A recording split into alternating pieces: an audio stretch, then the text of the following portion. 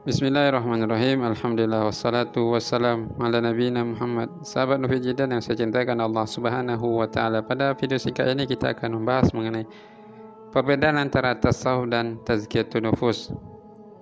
Ini hakikatnya berbeda. Namun di kalangan sufi mereka mempelajari tasawuf juga dikenal dengan istilahnya tazkiyatun nufus.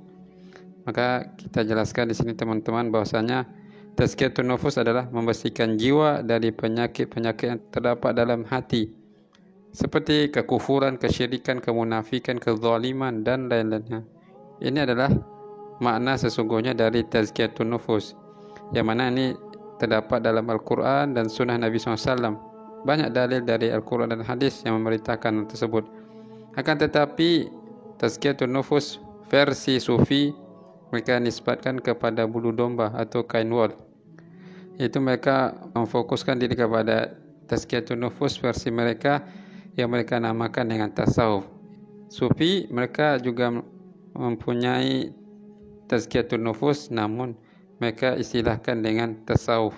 Yang mana tazkiyatun nufus yang mereka buat ini banyak tercampur kebidahan dan kesyirikan, atau juga dikenal dengan istilah lain yaitu suluk, bagian dari tasawuf itu sendiri. Sufi menjadikan tasawuf dalam rangka menjelaskan kezuhudan mereka. Pada awal keberadaan sekte sufi ini, mereka ingin menerapkan tazkiyatun nufus, yaitu menurut mereka dengan nama tasawuf sesuai dengan Al-Quran dan Sunnah. Akan tetapi ternyata paling dominan dari mereka itu adalah kebidahan, munculnya tarekat-tarekat dengan kesesatan mereka masing-masing. Maka jadilah tasawuf tersebut perkara yang tidak terpuji. Sebagai contohnya, itu seperti dalam tasawuf terdapat ajaran sabar. Ini adalah perkara yang dicintai Allah. Akan tetapi terdapat pula perkara yang dibenci Allah, seperti hulul, ittihad, hulul dan ittihad, yaitu maksudnya bersatunya hamba dengan Allah menurut mereka, atau istilah lain dengan wahdatul wujud. Ini adalah kesyirikan. Di dalam tasawuf juga ada ajaran yaitu namanya membujang, layaknya pendeta. Ini adalah kebidahan yang tidak diajarkan dalam Islam, dan banyak lagi ajaran-ajaran tasawuf yang menyelisih agama Islam. Jadi teman-teman, intinya bahwasanya zuhud, wara dan sabar bukanlah perkara baru yang dibawa oleh sufi. Namun jauh sebelum itu Islam telah mengajarkan zuhud, wara, sabar dan lainnya sebagai tazkiyatun nufus, yaitu penyucian jiwa dalam Al-Quran dan Sunnah. Kesimpulannya bahwasanya perbedaan antara tazkiyatun nufus versi sufi yang menyebutkannya dengan istilah ajaran tasawuf berbeda dengan tazkiyatun nufus versi Ahlus Sunnah wal Jamaah. Adapun tazkiyatun nufus yang dikenal dengan tasawuf versi sufi, yaitu pembersihan jiwa dengan cara pertama itu melakukan tasawuf bid'ah dengan membujang. Itu mereka meninggalkan namanya menikah, padahal ini adalah sunnah Rasul, dan menggantinya dengan kependetaan. Kemudian yang kedua, zikir-zikir yang disertai dengan nyanyian, tarian dan tepuk tangan, yang mana ini merupakan kemungkaran yang sangat besar. Ketiga, ada kalanya di antara tarekat tersebut mereka mengharamkan macam-macam makanan dan minuman yang padahal itu mubah, boleh untuk dikonsumsi. Keempat, di antara mereka itu ada yang melakukan tawaf, mengelilingi kuburan. Kelima, ada pula yang memakai pakaian yang compang-camping, kumuh, bau untuk menunjukkan kezuhudan dan wara. Semua ini adalah kebidahan dan kesesatan yang tidak ada dalilnya.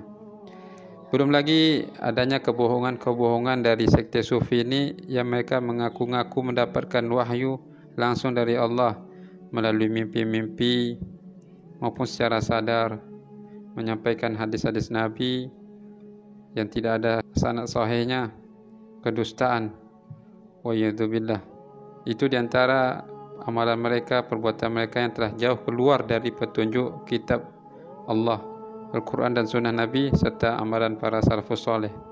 Adapun tazkiyatun nufus berdasarkan pemahaman salafus saleh, adalah dengan cara mengikuti ajaran yang sesuai dengan syariat Islam dan sunnah Nabi SAW.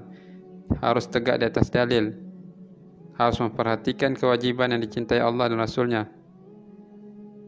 seperti menegakkan tauhid, tetap melaksanakan solat, mengamalkan sunnah-sunnah Nabi, meninggalkan dosa besar dan kecil, mendidik jiwa untuk istiqomah dan tetap dalam hidayah, disertai ketulusan, kesabaran dan taubat, istiqomah di atas ketaatan sampai kematian.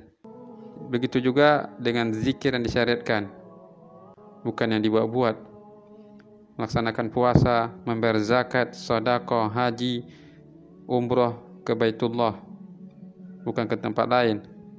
Berbakti kepada kedua orang tua, mencurahkan kebaikan kepada manusia, menahan dari gangguan, menunaikan janji, selalu minta ampun kepada Allah Azza wa Jalla, bersifat tawakal, yakin, berharap, takut, rindu kepada Allah dengan surganya, dengan kenikmatannya, dan juga rindu untuk melihat Allah. Inilah tazkiyatun nufus yang sesuai dengan ajaran Ahlus Sunnah wal Jamaah. Orang yang akan menempuh jalan ini tidak akan bingung dan goncang. Dia akan tetap berada di jalan lurus ini hingga tutup usia, teman-teman. Semoga kita termasuk Ahlus Sunnah wal Jamaah yang memahami tazkiyatun nufus sesuai dengan ajaran yang disampaikan oleh Rasulullah SAW dan sesuai dengan para salafus saleh amalkan. Demikian teman-teman, semoga ini bermanfaat. Wassalamualaikum warahmatullahi wabarakatuh.